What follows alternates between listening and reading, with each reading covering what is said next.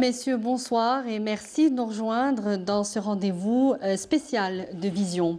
L'Algérie est en guerre, une guerre asymétrique contre le trafic de drogue, un business lucratif et dangereux, érigé en un système de rente au Maroc, premier producteur mondial de cannabis, la drogue la plus consommée chez nous.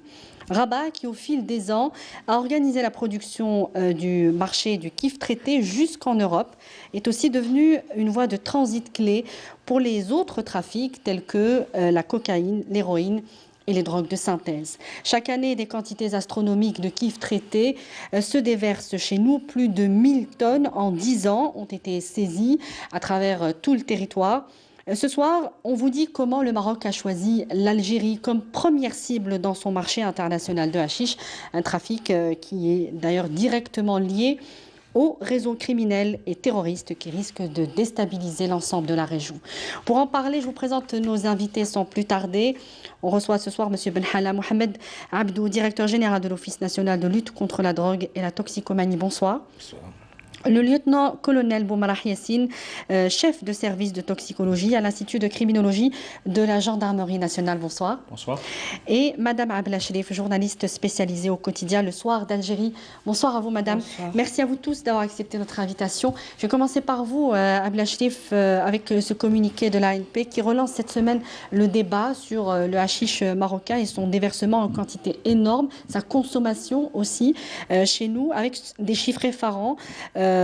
Plus de 2000 tonnes, 2000 quintaux introduits via les frontières du Maroc, plus de 3000 narcotrafiquants arrêtés dans une période allant du 1er janvier 2017 au 24 février 2021. Vous avez relevé le changement de ton des communiqués de l'armée algérienne en direction du Maroc, qui désigne aujourd'hui le Maroc comme premier responsable et surtout responsable de tentatives de déstabilisation de notre pays.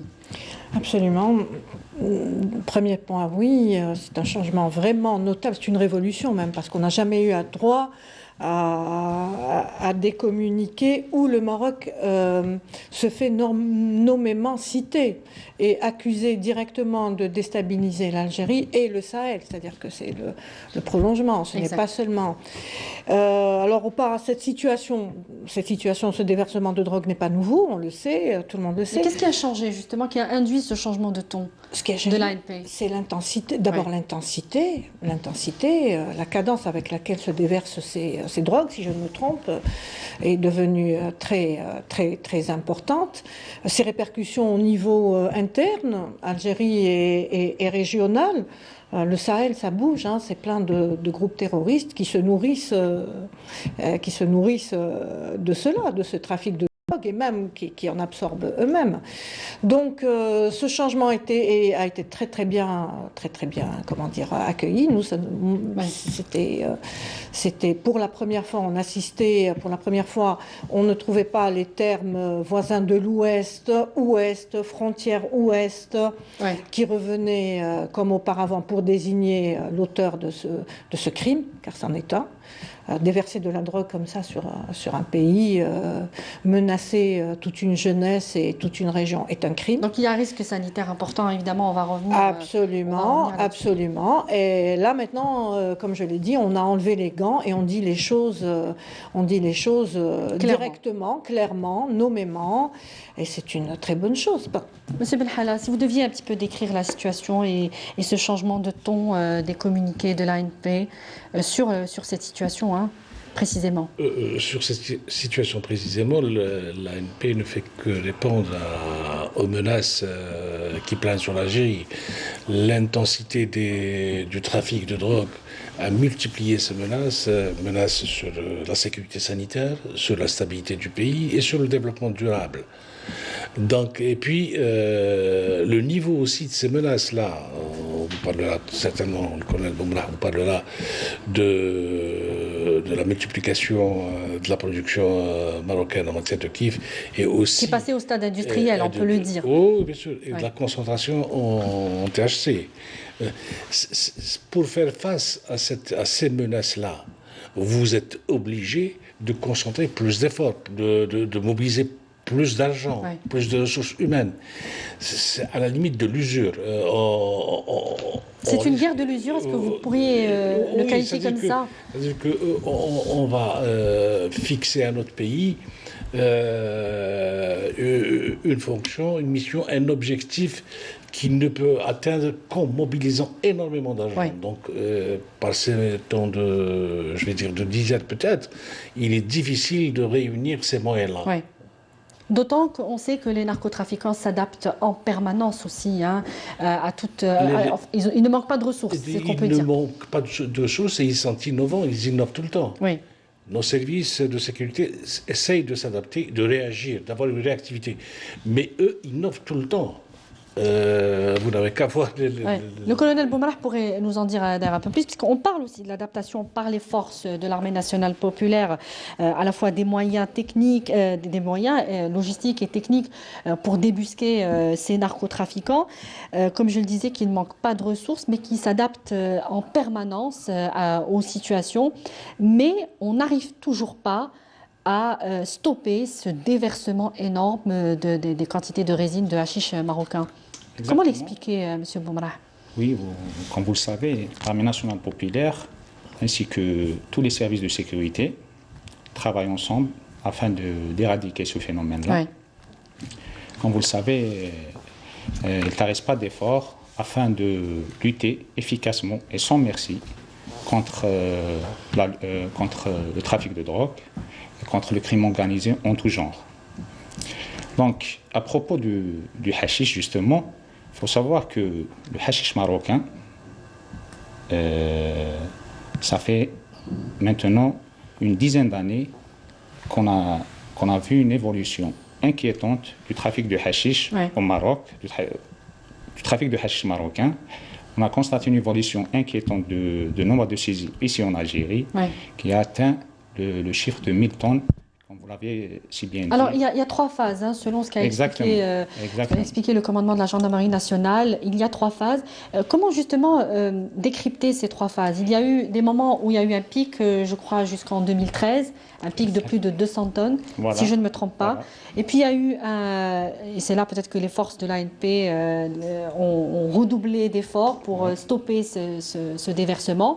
Et puis il y a eu à nouveau un pic à partir de 2018-2019, effectivement. Donc, c'est reparti à la hausse. Comme vous l'avez si bien dit, il y a trois phases. Depuis 2010, on a eu d'abord une tendance haussière, 2010-2013, avec un pic en 2013 avec plus de 200 tonnes de hashish saisi. Ensuite, une tendance baissière, grâce aux efforts de l'ANP, des unités de l'armée nationale populaire, ainsi que l'ensemble des services de sécurité. On a eu cette tendance baissière jusqu'à 2018. Puis, depuis 2018, on a tendance à revoir des quantités plus élevées de hashish saisi au niveau national. C'est dû à quoi? C'est dû essentiellement à l'utilisation d'autres variétés. Alors, on va y arriver, mais j'aimerais qu'on reste d'abord sur les quantités saisies, puisqu'on en retrouve un peu partout sur le territoire national. Ça n'est plus seulement lié aux frontières, les wilayas frontalières avec le Maroc. Comment ça se fait que ces quantités puissent parvenir un peu partout Voilà, il y a des réseaux d'acheminement, il y a des réseaux de distribution. Il y a des distributions à moyenne échelle et des distributions à petite échelle. Donc c'est très organisé. Exactement. C'est des réseaux bien organisés. Donc tout le jeu, c'est de démanteler ces réseaux-là. C'est toute la stratégie justement de l'armée nationale populaire, du haut commandement de l'armée nationale populaire, afin de démanteler ces réseaux-là de distribution et d'acheminement du KIF depuis le Maroc vers l'Algérie. Alors vous avez parlé, Madame Abdelachrif, de la route du KIF. On parle aujourd'hui, à partir de la fin 2020, de nouvelles zones de passage de Tindouf, de Béchar aussi, investies par les narcotrafiquants, dont l'activité a été paralysée ailleurs, dans des zones qu'ils convoitaient avant. Qu'est-ce qu'on peut dire sur... peut-être, on a parlé d'une forme de protection des narcotrafiquants au Maroc. Est-ce que l'État marocain, est-ce que la monarchie protège ces narcotrafiquants? Est-ce qu'il y a une forme de passivité, voire De complicité. Naturellement. De complicité, naturellement. C'est son business, c'est une partie de son économie. Ouais. C'est une partie de son économie. Ce n'est pas Ça seulement... représente, je crois, 3% de son PIB dans le secteur agricole, hein, dans le RIF marocain. Absolument. Les passages qu'on faut citer, et c'est important de le dire, sont contenus dans le communiqué du ministère de la Défense nationale. C'est pour ça que j'ai parlé, c'est pour ça qu'on a commencé en disant qu'il y avait changement de ton notable, qu'il y avait offensive. D'accord ? Et je considère que cette manière de faire, cette manière de dire aujourd'hui est essentielle dans la guerre que nous menons. Ok, on sait qu'il y a des soldats de l'ANP qui luttent sans cesse aux frontières, que tous les corps sont investis dans la lutte contre la drogue, que nous avons un organisme. Mais au plan politique, ça n'a pas suivi pendant des années. Au plan politique, ça n'a pas suivi pendant des années. Nous étions dans la politique de l'indifférence. On le disait d'ailleurs. On le disait, on ne va pas tomber... C'était assumé. Absolument, c'était assumé. On ne va pas tomber dans la bassesse, on ne va pas tomber de l'autre côté. Vous pensez que ça nous a desservi ? Tout à fait. C'était une très grosse erreur parce qu'ils sont non... Ça nous a desservi sur deux plans d'abord. Sur le plan interne, parce que ça a décrédibilisé. Notre diplomatie ? Pas notre diplomatie, ça a décrédibilisé les organismes censés lutter contre... Alors autant il y avait un travail qui se faisait sur le terrain, autant au plan de communication, au plan politique, au plan de l'expression politique, ça ne suivait pas. Ça ne suivait pas. Alors donc à l'intérieur on disait non, la main de l'étranger, comme on disait, c'est pas bon, c'est pas vrai. Ça décrédibilisait. Les gens ne croyaient plus en rien. Ils savent pertinemment que ça vient du Maroc. Les populations sans jamais être nommées. Donc ça nous a desservi aussi sur le plan face à l'ennemi. Parce que c'est un ennemi. Ça nous a desservi face à l'ennemi qui a pris ça pour de la faiblesse, qui s'est dit le pays est en chute libre, donc on va en profiter. Alors aujourd'hui, et là on le voit, si vous permettez. Là on le voit. Écoutez, il y a eu 2 communiqués très offensifs du jamais vu. Je n'ai jamais entendu parler de sionistes, de Marzen, de Maroc dans aucun communiqué. Vous pouvez tout revoir avec moi et vous verrez que ça n'existe pas là. Mais regardez l'effet que ça a eu sur le Maroc. Ils n'ont pas réagi jusqu'à présent. Alors Nasser Bourita, ministre, le MAE marocain, qui était très prompt à humilier, à railler, on en a entendu des choses de sa part. Là, il n'a pas penché. Il n'a pas parlé. Ça les a tétanisés. Hop, l'Algérie passe à une autre phase. Alors, sur le plan interne, là, maintenant, qu'est-ce que ça a fait? Ça rassure. D'après, ça a valu, vous voyez, les médias, vous voyez comment on a réagi, comment moi, journaliste, à mon petit niveau, j'ai réagi en disant qu'il y avait un changement de ton notable qui rassure, qui donne une autre aura à l'État et dont on a besoin d'être rassuré. Et puis en matière de sensibilisation aussi, dire les choses, sensibiliser les Algériens sur ce phénomène éminemment dangereux. Absolument, comme elles le sont. Et puis ils ont impliqué toutes les parties concernées. Moi j'ai lu le rapport... L'antité-sioniste. Absolument, l'antité-sioniste. Et puis le communiqué fait état aussi des rapports faits par les Maliens. Moi je l'ignorais. Oui. Sur ça, c'est très important de savoir ce qui se déroule. C'est une guerre qui se déroule. C'est une commission au niveau de l'ONU, normalement. De l'ONU et du Parlement. Par un, c'est ça, Malien. Qui rapporte des faits complètement terrifiants qui se déroulent au Sahel. Donc pour revenir à ma question sur la protection, la passivité en direction des narcotrafiquants qui permet cette organisation, cette offensive de drogue tout simplement en direction de l'Algérie, est-ce qu'on peut dire aujourd'hui que le Maroc encourage et puis en tire des dividendes aussi de ce business en tant qu'État Il est clair que le chiffre d'affaires de ce trafic-là engendre... Il est estimé à combien aujourd'hui? Il y a des chiffres un peu disparates.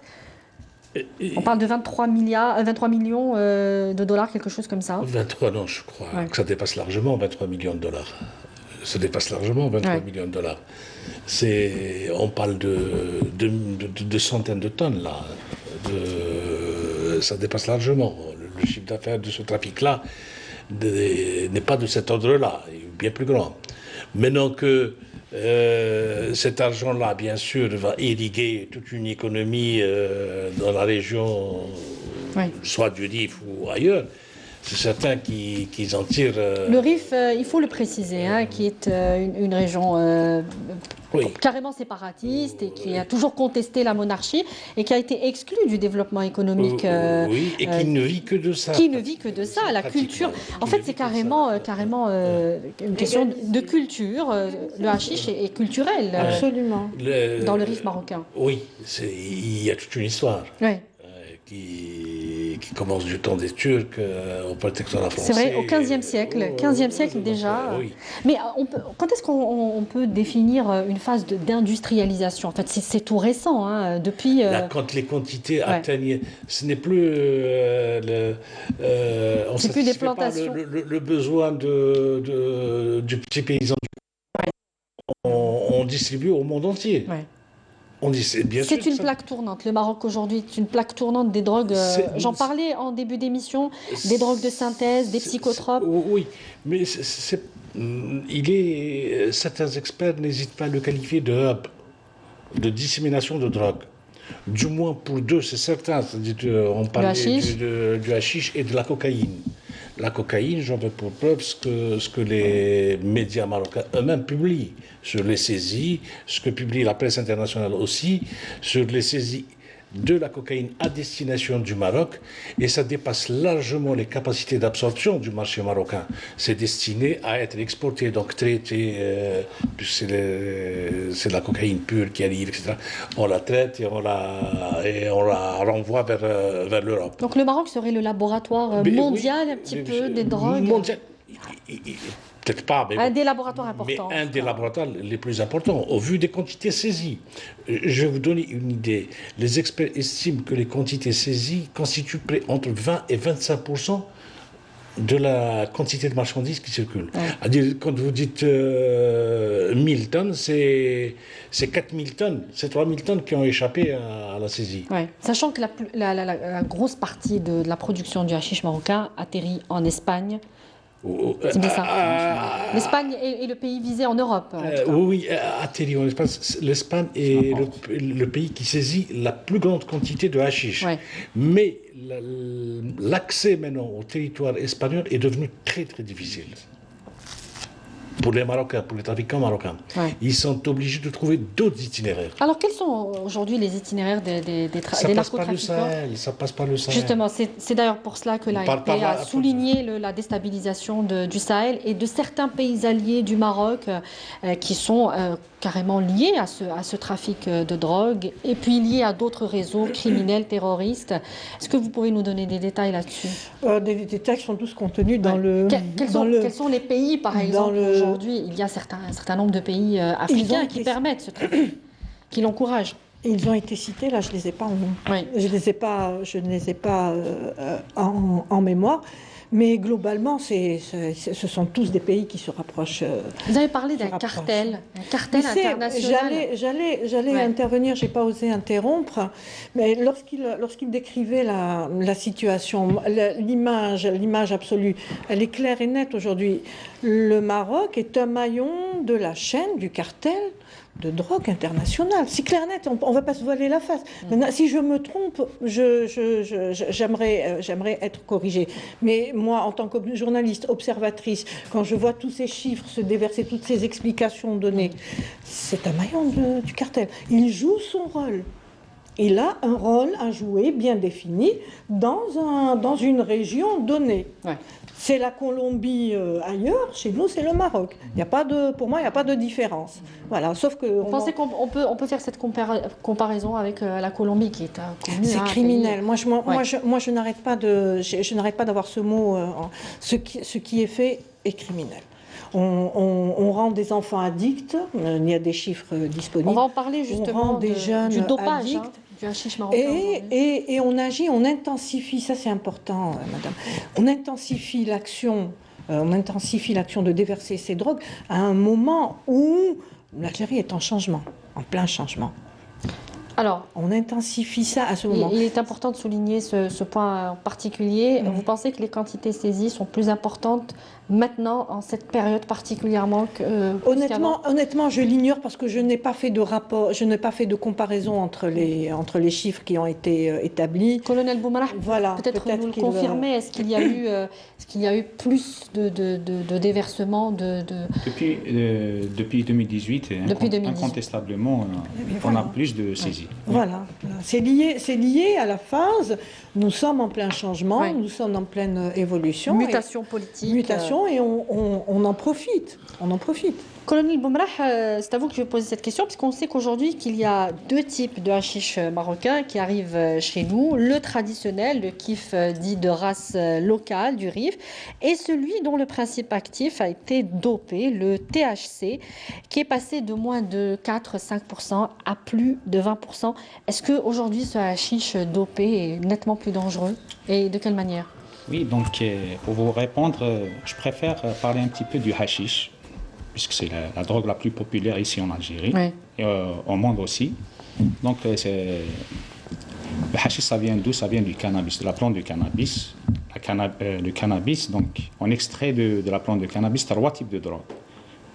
L'herbe de cannabis, ce qu'on appelle le marijuana, la résine de cannabis, qu'on appelle le hashish ou le kif traité, mais aussi dans le langage de rue, on l'appelle shiraz, tla, etc. Ouais. Mais aussi l'huile de cannabis. Pour l'herbe de cannabis, ou la marijuana, on le sait, les pays producteurs, c'est l'Amérique latine. Pour le hashish, il y a 4 pays producteurs au monde. 4 principaux pays producteurs au monde. Le hashish ou la résine de cannabis, ou le kif, ou le zatla, etc. Donc 4 pays producteurs. Le monopole de la production est détenu par 4 pays. Et le Maroc est le premier producteur au monde de ce toxique-là. Reconnu par des instances internationales, Exactement, l'ONU reconnu notamment. par l'ONUDC, l'Office des Nations Unies contre la drogue et le crime, reconnu par l'OICS, l'Organe international de contre Et des la organes prostitution. européens. Il n'y a pas de doute dessus. Donc c'est le premier producteur au monde. Pour le hashish au niveau national, la résine de cannabis au niveau national, donc on a vraiment un souci de consommation maintenant. Ce n'est pas juste du transit. Donc, elle est vraiment consommée en Algérie et le trafic, il est intense à cause d'une simple raison, à cause de l'étendue des frontières algériennes avec le Maroc. C'est tout simple. Donc, l'étendue des frontières algériennes. Pourtant, il y a des voies maritimes. Non, Par où transite la résine marocaine?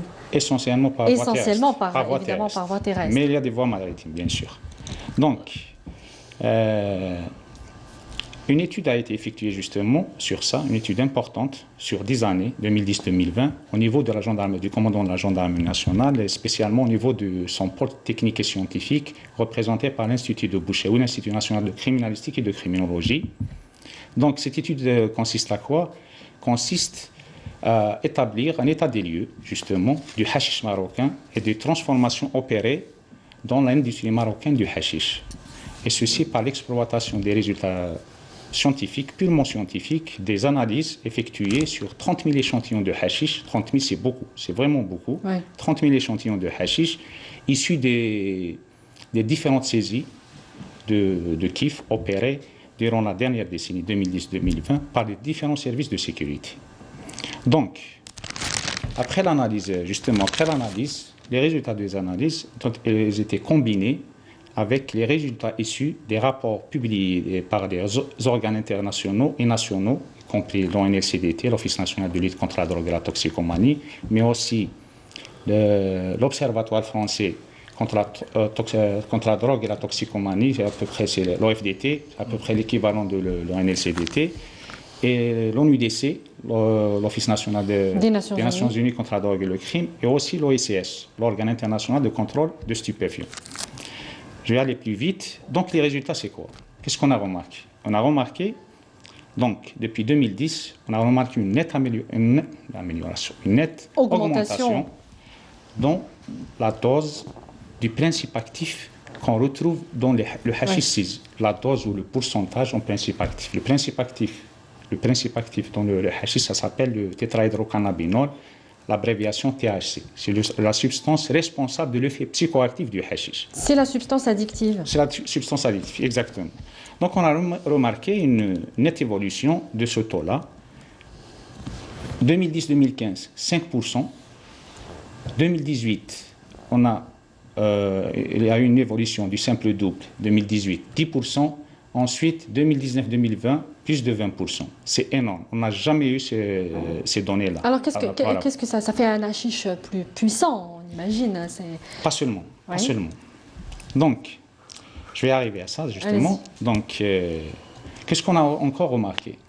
On a remarqué que le hashish puissant, on l'a signalé pour la première fois en Algérie en 2012. Le hashish puissant, en 2012. Donc, à peu près 1% des saisies de hashish en 2012 étaient... C'était au stade expérimental, peut-être. Exact, exact. Ensuite, en 2016, ce pourcentage-là a augmenté. A augmenté à 6%. Ensuite, 2018, 7%. 2019, plus de 50%. Et 2020, donc tout le hashish, pratiquement, le gros du hashish qui nous parvient aujourd'hui. Actuellement en Algérie, ça c'est des données scientifiques, purement scientifiques, actuellement en Algérie, plus de la moitié du hashish saisi est un hashish dangereux, hashish puissant. C'est un hashish qu'on appelle hashish de nouvelle génération, hashish hybride, hashish avec un taux de THC supérieur à 20%. Donc vous allez me poser la question, c'est dû à quoi ce changement-là justement? C'est dû essentiellement à la transformation opérée à l'industrie marocaine du hashish au niveau du RIF. Transformation par quoi? Par une nette amélioration de la semence. Donc il y a une importation. On a eu recours à des semences hybrides, on a eu recours à des semences à haut rendement. Pas seulement ça, des techniques. On a utilisé des techniques modernes dans l'irrigation et dans la production du hashish, les étapes de transformation. Permettez-moi de vous interrompre pour revenir tout à l'heure à votre propos, M. Benhala. C'est là où on peut parler aussi de complicité de l'État marocain, en fait, puisqu'il y a aujourd'hui des moyens, des technicité moderne, pointue dans l'irrigation, c'est ce que nous dit le colonel Boumarah. Tout cela ne peut être fourni que par des structures importantes dans un pays comme le Maroc. Il est certain qu'il existe des indices, qui annoncent cette complicité ou à la limite cette tolérance d'existence de cette industrie-là. Des superficies aussi importantes cultivées en drogue, alors que c'est des superficies qui peuvent être des lieux qui peuvent être identifiés facilement par satellite, situés, etc., et qu'on peut atteindre et on peut détruire ces récoltes. Ne se fait pas en Maroc. C'est un peu plus que de la tolérance. Ouais. On peut parler de complicité. C'est un peu plus que de la tolérance. Et pourtant, le Maroc, en termes de superficie, il a, sous les pressions internationales, il a considérablement réduit les surfaces. Vous pouvez confirmer, colonel Bouba, il a réduit les surfaces de culture, mais a compensé en fait le rendement par c'est exactement la situation. Par ces graines hybrides et semi-hybrides. Voilà, donc de 2003 à 2005, sous la pression de l'ONUDC bien sûr. Dont le bureau a été fermé au Maroc. En 2006. En 2006. Voilà. Donc sous la pression de l'ONUDC, on a eu une diminution d'à peu près 45% des surfaces cultivées en cannabis au Maroc. On en est à combien? 47 000 hectares, quelque chose comme ça. Exact. Mais depuis lors, on n'a eu pas de données exactes, donc on n'a pas de données sur les surfaces cultivées depuis 2006. Il n'y a pas de chiffres officiels sur les surfaces cultivées. Madame Ablachine, comment vous voyez un petit peu Oui, allez-y. Mais justement, je voulais intervenir. Mais là, en fait, la réduction des surfaces en elle-même, ça ne veut rien dire dans les faits.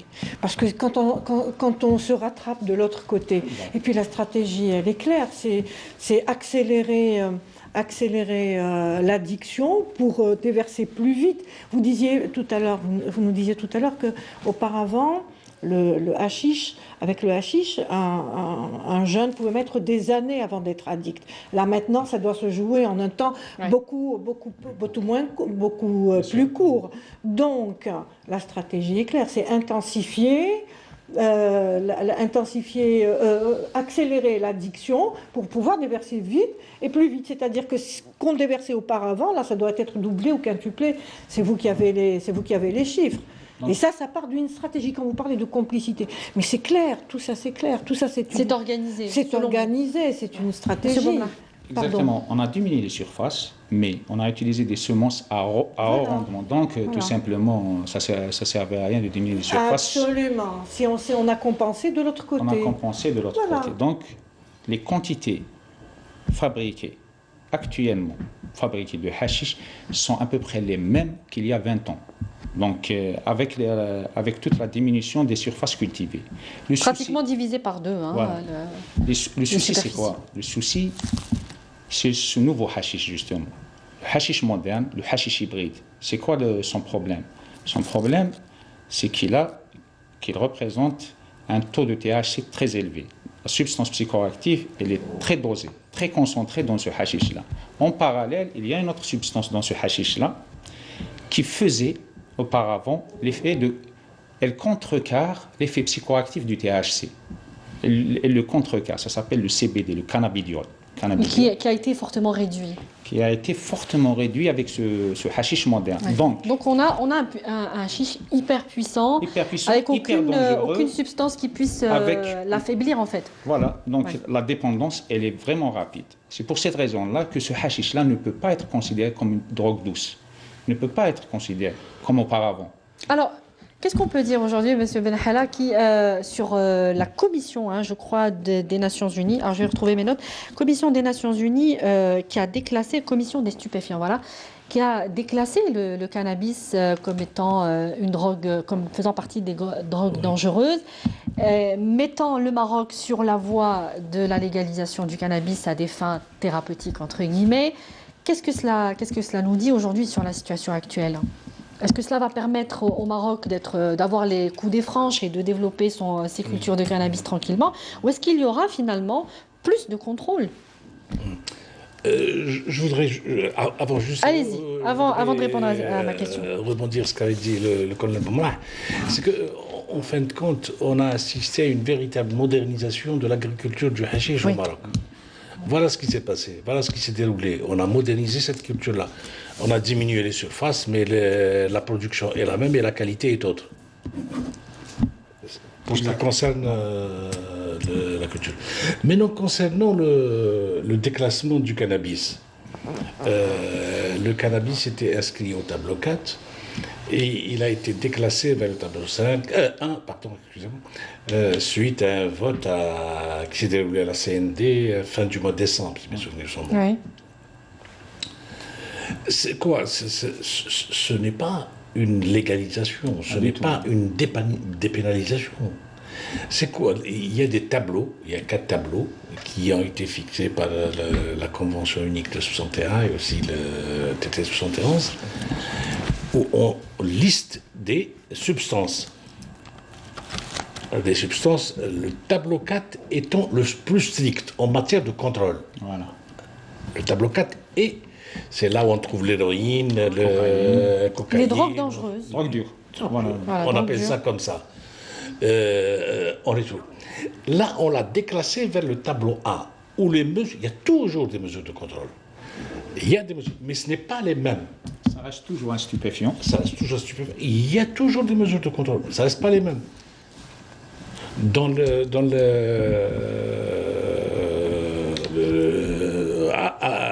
les traités, les conventions internationaux,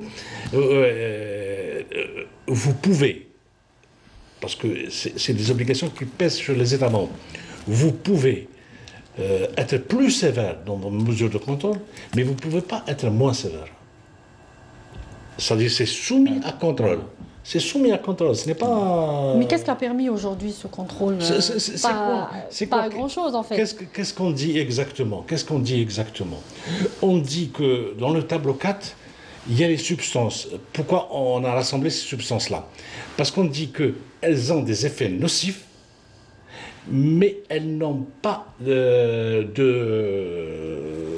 propriétés thérapeutiques. Ces produits-là n'ont pas de... Contrairement au cannabis, qui en a. Avant, il était dans le tableau 4. Maintenant, on a estimé, l'OMS a estimé qu'il présentait des propriétés... Sous l'effet des lobbies, vous pensez Est-ce qu'il y a des lobbies qui vous ont savez, œuvré pour ça oui, thérapeutiques concernant la douleur et aussi les soins, les nausées, etc., suite au traitement par chimiothérapie. On a estimé qu'il y avait des propriétés. C'est pour cette raison-là qu'il y a eu ce déclassement-là. Maintenant, qu'est-ce que ça peut apporter au Maroc? En tout cas, le Maroc s'empresse d'étudier un projet de loi pour la légalisation du cannabis. Donc, forcément, il y a un rapport de cause à effet. Je n'ai pas lu ça. Si, le Maroc est en train d'étudier un projet de loi pour aller, en tout cas, éventuellement vers la légalisation du cannabis à des fins thérapeutiques. Je n'ai pas lu ça. Oui. Mais bon, là, c'est autre chose. Ça n'a rien à voir avec la Convention. Hein. Oui. Là, il y a... Mais c'est suite à cela, suite au fait que la commission des stupéfiants de l'ONU, qu'elle ait déclassé le cannabis, comme vous le dites, vers des drogues moins dures. Il y a 18 États fédérés aux États-Unis qui ont légalisé le cannabis. Il y a l'Uruguay qui a légalisé le cannabis. Et ça va suivre. Mais ils ça ne sont n'a pas rien à producteurs voir de drogue. Avant le vote. Mais M. Belhala, ils ne sont pas producteurs de drogue comme l'est le Maroc. C'est-à-dire, quel effet pourrait avoir une légalisation du cannabis aujourd'hui dans un pays comme le Maroc, qui est producteur mondial numéro 1 du hashish dans le monde. C'est-à-dire, c'est la question qu'on peut se poser aujourd'hui, surtout par rapport à nous, qui subissons, comme on le dit depuis tout à l'heure, un déversement extrêmement important de la résine marocaine. C'est-à-dire que la production et le trafic, ça va être la commercialisation, se fera légalement. Donc le risque pourrait être plus important en fait pour nous. Oui, si vous avez... Enfin, je ne sais pas s'il y a effectivement répression du trafic au Maroc. Du moins, je n'en connais pas les tenants et aboutissants. Mais sans même cette petite répression-là, c'est-à-dire que les productions seront libres de produire ce qu'ils veulent. Oui. Alors, on va revenir un petit peu au risque sanitaire sur ce qu'a déclaré M. Colonel Boumalah, sur le risque sanitaire aujourd'hui, M. Bouhamla, de ce hashish puissant et de son pouvoir addictif tout aussi puissant d'ailleurs. Qu'est-ce qu'il peut induire aujourd'hui? Vous êtes en contact très certainement avec des médecins spécialistes dans ce domaine. Oui, effectivement. À ce moment actuel, il n'y a pas d'études scientifiques en Algérie qui me permettent de dire de manière certaine que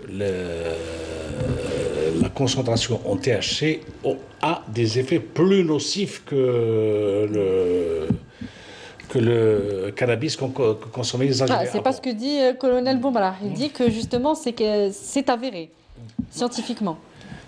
En Algérie, je n'ai pas lu ça de médecins. Alors, ceci nous amène à poser la question de la coordination entre votre office, M. Bouhamla, et les différents corps de sécurité. Est-ce qu'il y a aujourd'hui une réelle coordination dans ce travail acharné dans la lutte contre la drogue, notamment dans le hashish marocain? On dit qu'il y a des études scientifiques qui nous font avancer, en tout cas dans ce dossier, qui nous permettent d'avoir des connaissances nouvelles. Coordination, oui, il y a bien sûr coordination. Il y a, et je tiens à féliciter les services de sécurité pour leur réactivité. C'est-à-dire qu'à chaque fois qu'on leur demande des données, etc., affinées, ils répondent, ils réagissent vite. Non, dans ce cas, on a. Maintenant, si vous parlez de coordination avec tous les intervenants dans le domaine de la lutte contre la drogue, il y a un petit souci. C'est plus difficile. C'est plus difficile. Parce que les services de sécurité s'occupent de réduire l'offre de la drogue. C'est un travail carrément connu, que maîtrisent très bien les services de sécurité. Ils s'adaptent aux différentes innovations, comme disaient les trafiquants. Mais pour ce qui est de la réduction de la demande et de la réduction des risques, là, c'est plus complexe. c'est plus complexe, c'est tout un dispositif qui intervient et qui n'est pas tout à fait installé en Algérie. On est en train de tout faire. Cette année, on vient d'introduire le TSO, le traitement de substitution aux opiacés en Algérie. C'est la première fois qu'on le fait. On l'a fait au mois de janvier. On a introduit ça à Blida et à Cheraga. On a introduit, parce qu'il faut de la recherche, donc il faut former des médecins, des addictologues. L'université algérienne a introduit un certificat en addictologie pour les médecins généralistes et une spécialité en addictologie aussi. C'est-à-dire, c'est tout un dispositif. Il y a une adaptation. C'est tout un dispositif qu'on est en train d'installer. Et surtout, beaucoup de formation de ressources humaines. Ouais. Beaucoup de formation de ressources humaines parce qu'on a besoin de ça. Et beaucoup de coopération internationale, non seulement pour la réduction de l'offre, c'est-à-dire dans les services de sécurité en besoin, mais aussi pour la réduction de la demande. Parce que l'acquisition des meilleures pratiques, on les ramène d'étrangers. Ça nous permet d'éviter de dupliquer des expériences qui n'ont rien ramené. Ça nous économise énormément de temps et on le fait. Mais non, les gens peuvent nous évaluer. Ils peuvent dire... Est-ce que vous êtes pour une réforme structurelle de notre politique en matière de lutte contre la drogue? On dit, qu'est-ce que vous répondez par exemple à certains qui disent qu'il faut mettre l'Office de lutte contre la drogue et la toxicomanie dans un schéma, dans un mécanisme supra-gouvernemental, c'est-à-dire qu'il dépend du Premier ministère et non pas du ministère de la Justice, et qu'il ait un petit peu un rôle plus global et qu'il ait en fait une coordination plus large avec différents secteurs pour pouvoir être aidé dans cette guerre, hein, on le dit. Et il est clair que l'Office est arrimé actuellement dans le paysage institutionnel au ministère de la Justice. De la Justice. Il est créé auprès du ministre de la Justice. Je vous répondrai que arrimé à un niveau gouvernemental, c'est-à-dire au niveau de la chefferie du gouvernement, nous aiderait beaucoup à assurer ce rôle de coordination. Oui. Ce rôle de coordination entre les différents départements ministériels, différents intervenants. Ça va de 14 départements ministériels représentés au sein du comité d'évaluation de suivi, au service de sécurité et aux représentants du mouvement associatif. Ils sont 4 au niveau du CRS. Ça nous aiderait beaucoup. Vous pensez que votre politique serait plus efficiente, en fait, dans ce cas-là? Oui, on agirait mieux. Donc la conséquence serait celle-là. Serait immédiate. Et qu'est-ce que vous pensez aussi du statut de l'Office qui est considéré comme à la fois partie et juge, puisque vous êtes, comme vous le dites, arrimé au ministère de la Justice. Donc il y a peut-être un manque de confiance envers l'Office, un manque de proximité plutôt. On n'est pas jugé parti.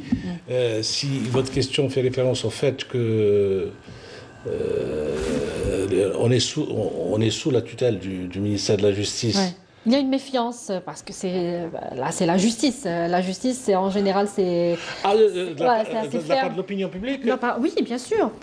L'Office est là pour mener une politique de proximité dans cette lutte contre la drogue et la toxicomanie. Effectivement, on peut faire ce type de lecture et dire que dans certains pays, généralement, c'est arrimé au niveau de la primature, au niveau de la chefferie. Dans d'autres pays, au niveau du ministère de la Santé et dans d'autres au niveau du ministère de l'Intérieur ou de la Justice, la typologie un petit peu. Quand on dit santé, on dit effectivement, on a une politique non répressive, c'est-à-dire on fait de la prévention, etc. Quand c'est sous la tutelle du ministère de la Justice ou de l'Intérieur, on dit c'est une vision répressive de la lutte contre la drogue. Oui. Mais je peux vous dire, honnêtement, en Algérie, c'est une vision équilibrée entre la réduction de la demande et la réduction de l'offre. Il n'y a pas cette vision répressive. La preuve en est, c'est que les textes même prévoient ce qu'on appelle l'injonction thérapeutique, prévoit beaucoup de choses qui ne donnent pas une idée, qui donnent autre chose que cette idée-là répressive. On va parler sur la prévention dont parlait M. Benhamla. Est-ce que vous pensez qu'aujourd'hui, la prévention en matière de lutte contre la drogue et la toxicomanie, vous, en tant que journaliste, comment vous l'observez? Et puis vous, colonel, comment elle est menée aujourd'hui dans notre pays à travers l'Office, à travers les médias, à travers les institutions étatiques, éducatives? Est-ce que vous pensez qu'on en fait assez?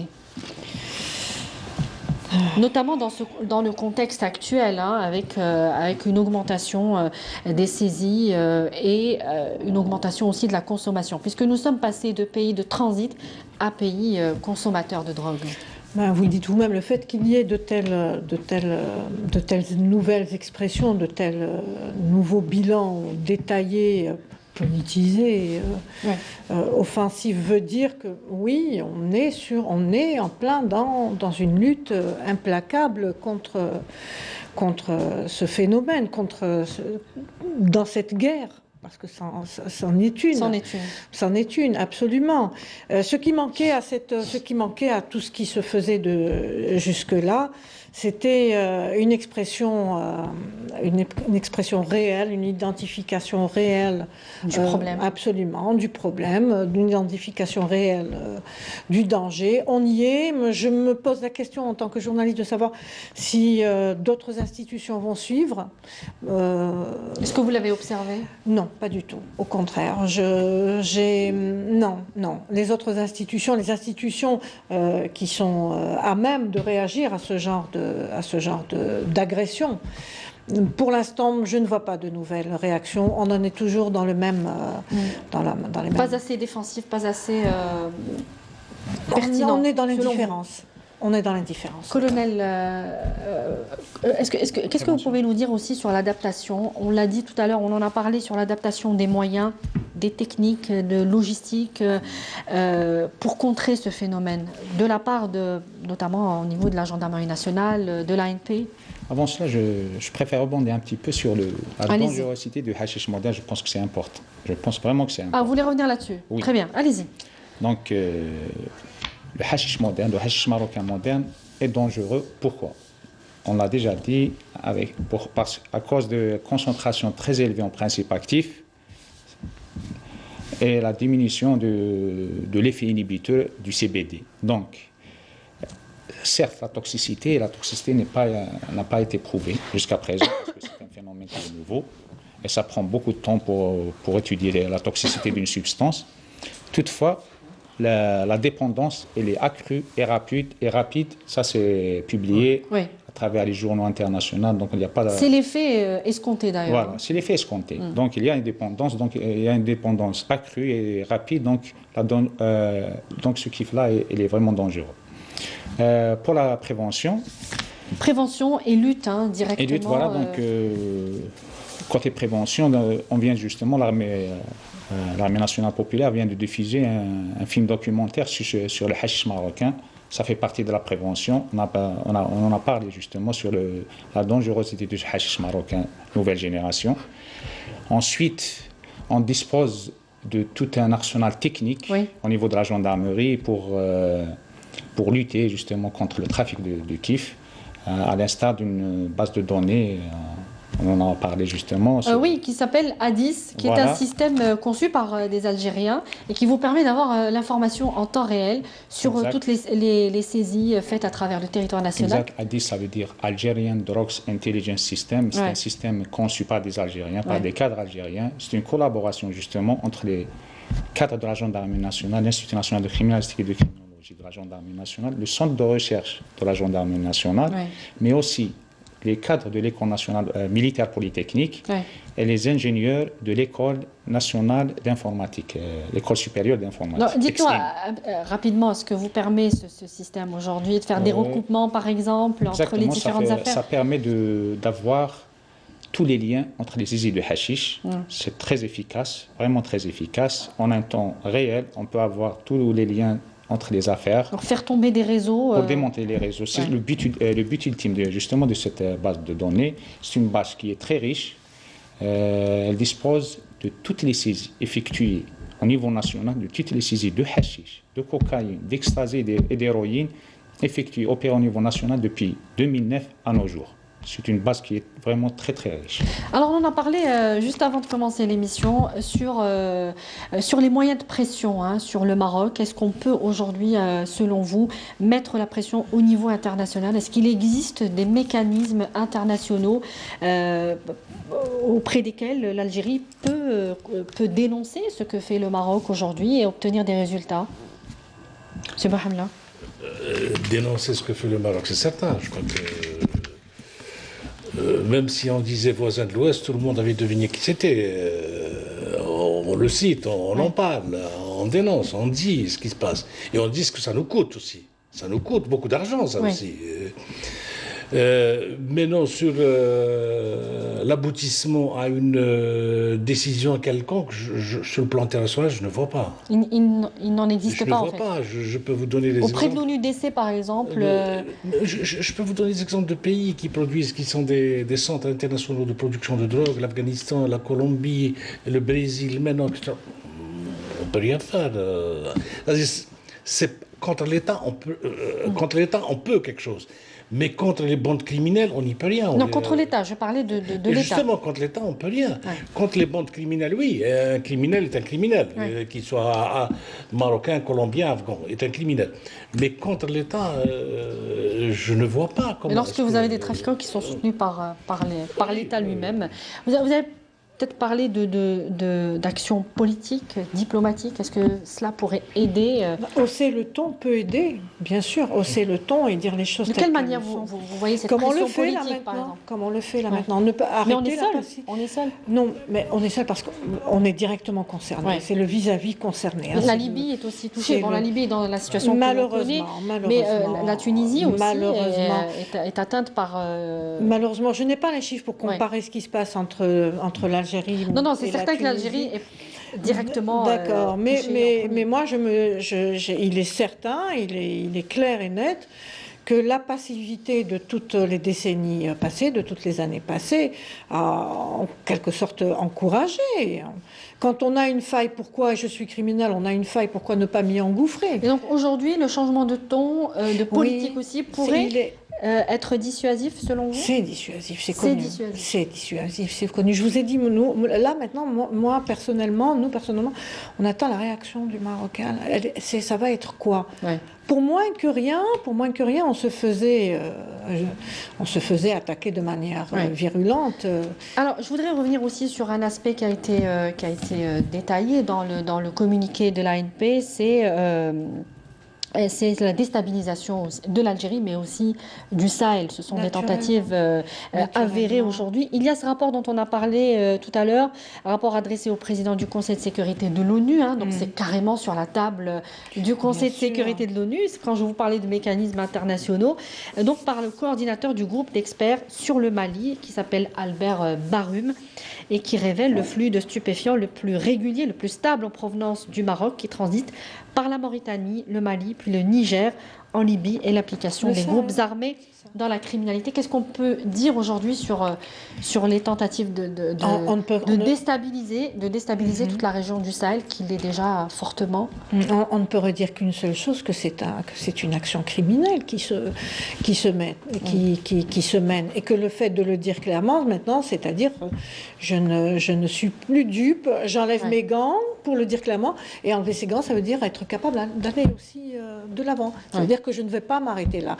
On peut imaginer une union, ne serait-ce qu'entre les pays qui sont concernés dans ce rapport, et mettre la pression sur Rabat. Oui, je pense qu'il y a déjà des échanges d'informations, de renseignements très... dans ce sens. Oui, qui fonctionnent assez bien dans ce sens. Bon, ils fonctionnent assez bien, sauf qu'au milieu, il y a d'autres éléments qui se sont greffés, qui sont un peu... écoutez, moi, ce que je vois, tous ces pays-là sont membres du G5 aujourd'hui. Oui, on est membre du G5. Le G5, c'est qui? Nous échapper. C'est la France. C'est la France, c'est Emmanuel Macron. Donc, est-ce qu'on peut penser que la France protège aussi le Maroc également dans le trafic de drogue, comme elle le fait au Conseil de sécurité par rapport à la colonisation du Sahara occidental? Si elle ne le protège pas, en tous les cas, elle est passive.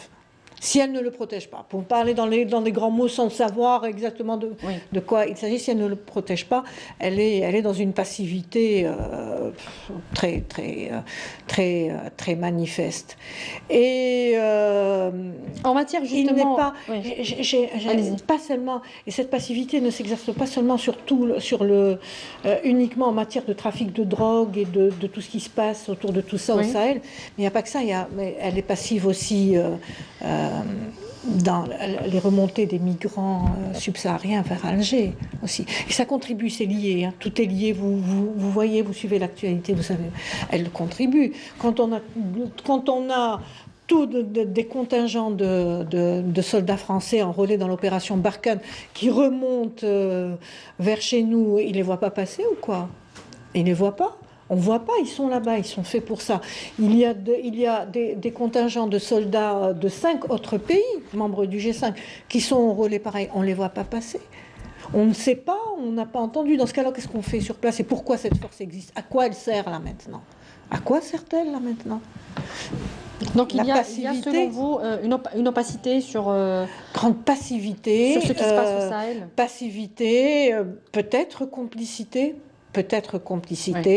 Bon, ils ont arrêté à un moment donné de jouer cette carte quand ils ont vu que tout ce flux se déversait vers l'Europe, parce qu'on est la porte ouverte vers l'Europe. Mais concrètement, rien ne se fait pour arrêter tout ça. Alors juste un dernier mot pour terminer sur ce phénomène de déversement de drogue. Monsieur Benhalla, c'est pas demain que cela va s'arrêter, on l'a compris. Je ne pense pas. Je ne connais pas dans l'histoire d'exemples. C'est-à-dire que l'Algérie va devoir vivre. On va devoir vivre avec cette menace. On va devoir vivre, lutter encore plus, faire encore plus d'efforts.